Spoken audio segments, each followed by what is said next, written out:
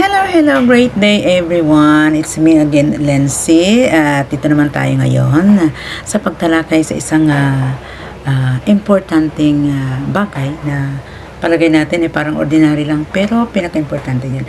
But before that, mga beshi, kung bago pa lang kayo sa aking channel, please click the button and please subscribe para naman makatulong sa aking munting channel na ito. Okay guys, ang ating tatalakayan ngayon is about depression.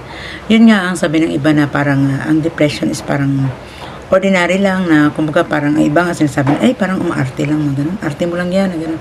No, that is a big no. Kasi sa panahon ngayon, lalo ng mga bata ngayon, konting ano lang yan, konting mga depression parang bibigay na sila. Kasi based naman sa nangyari yan doon sa province namin dati. Ano na yung batang yun graduating na yun sa high school. Pero ano lang yun, para bang naipon yung sama ng loob. Kumbaga yun, naipon. Nadidepress. Kumbaga ano lang yun, kung yung pinagsasabihan lang ng parents niya na parang may pupuntahan sana na ano ba yun, parang party. Siyempre sa mga teenage ba ngayon. Yun, parang pinagsasabihan. Tapos, kumbaga, hindi lang sa ganyang bagay na nangyari yun. Parang maraming beses na syempre pinag-ano nila, kinikare nilang anak nila kasi dalaga at saka mahitsura pa. Syempre yung ng parents is parang overprotective. Saka yun, ng time na doon kasi sa city, kasi sa amin sa province namin is walang walang college doon. So doon siya sa city, talagang magsisipilite siya sa parents niya. Yun na nga, may boarding house sila. Ayun, by the time na nagtaka yung boardmate niya na parang ang tagal niya lumabas doon. Tapos, yun, pumunta siya ng bathroom kasi, syempre yung pangangailangan ng katawan. Nagtaka siya na parang ang tigas magbukas ng pinto. Diba pinorisa niya? Skopo naman, bumulaga sa kanya. Yung yung boardmate niya is nakabitay na doon sa loob ng banyo. Sabog talaga. Siyempre, sobrang frustration ng parents nang nalaman na gano'n, na namatay na palang anak nila. O, diba? Sabihin mo na simple lang yung depression, no. Kasi naiipon yan. Una-una kasi para bang feeling ng bata na parang wala na siyang right, wala na siyang kumbaga liberty sa sa buhay niya. Di siyempre sa status niya, siyempre mga teenage yan mapupusok, diba? May mga sarili silang pangangailangan, sarili silang mundo, yun na nga. Siyempre naman ang parents, babae, siyempre ang overprotected. Pinaprotect talaga yung anak nila na kumbaga hindi mapasok sa mga masasamang mga influensya. Siyempre, diba, bagong salta lang din sa city. At saka galing province din.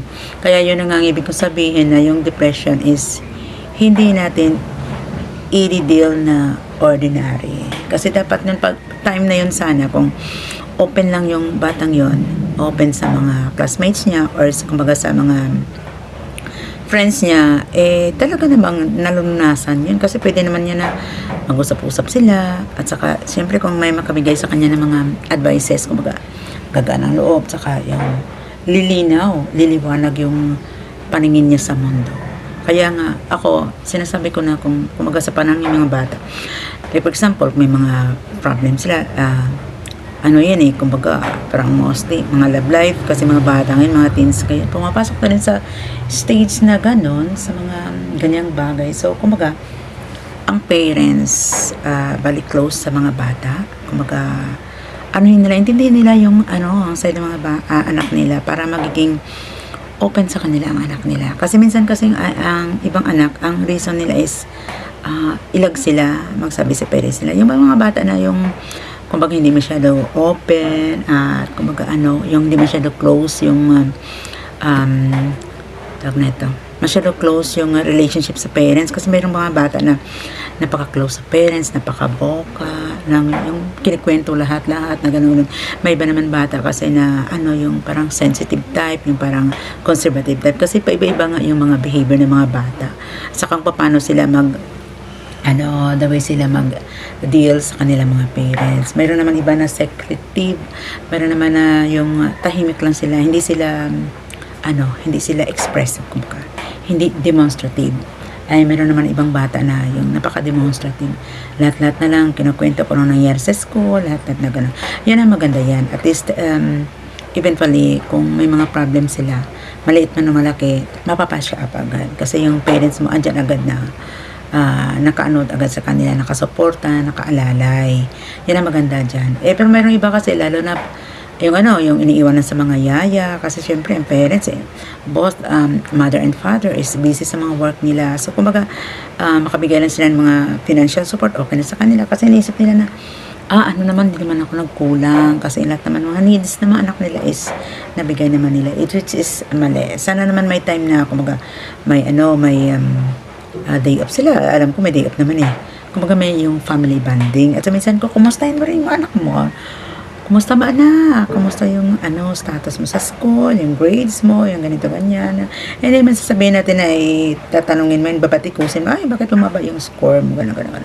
Hindi ibig sabihin niya, nakipag-banding ka rin, being a parents to your children, na kumustahin mo sila, kumbaga kung may mga kahit konting problem, lalo ngayon, di may mga crush na yung mga teens ngayon, kumbaga masubaybayan mo, at nabigyan mo ng advice, kasi syempre, dyan ka rin ang galing, di ba? Kaya nga, yun ang sinasabi ko, ang depression is hindi basta-basta. At mayroon naman mga tao na, kumbaga na, parang, sinisiprate na nila ang self nila sa karamihan. It's because nga yung mga naramdaman nila na, parang nag-iisa na ba? Parang solo ka na kasi nadidepress ka sa lahat. Pero, due to my experience talaga, may time na parang bibitaw ka na, pero talagang the best, tatawag ka sa taas.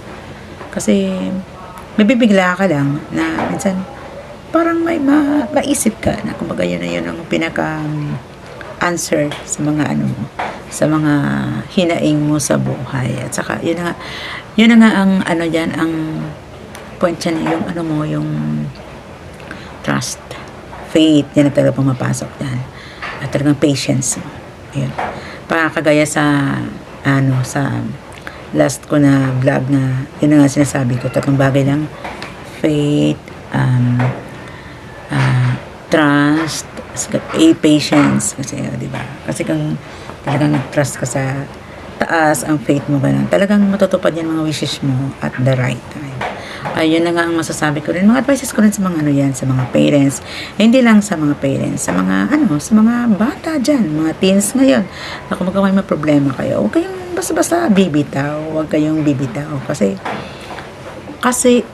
every day is a blessing. Binigay sa atin ni Lord na nagising tayo sa umaga, bumangon tayo, syempre, di ba, yun ang sinasabihan nila na kasabihan na must be grateful in God, kasi binigyan na pa tayo ng another chance every day.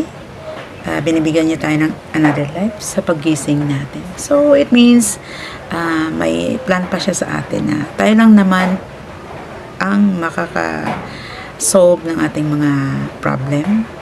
Kung yun naman syempre financially, need naman natin na think ka ng mga ideas. Ngayon kung sa mga bata pa naman hindi nyo pa naman masyado iisipin yun, kasi dyan pa naman kayo sa poder ng mga parents nyo. Kung yung obligation naman ng mga parents niya na bigyan kayo ng magandang future.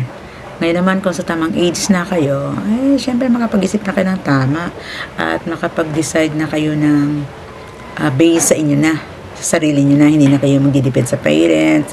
Kung anong gusto ng mga parents, syempre kung bata pa kayo susundin niyo talaga ang lahat ng mga advices ng mga parents, which is tama naman, kasi that is good for you naman. Hindi naman yan para sa kanila lang, sa amin, sa inyo yan, kasi ayaw naman namin makita na mapariwara kayo. Kaya yun na nga.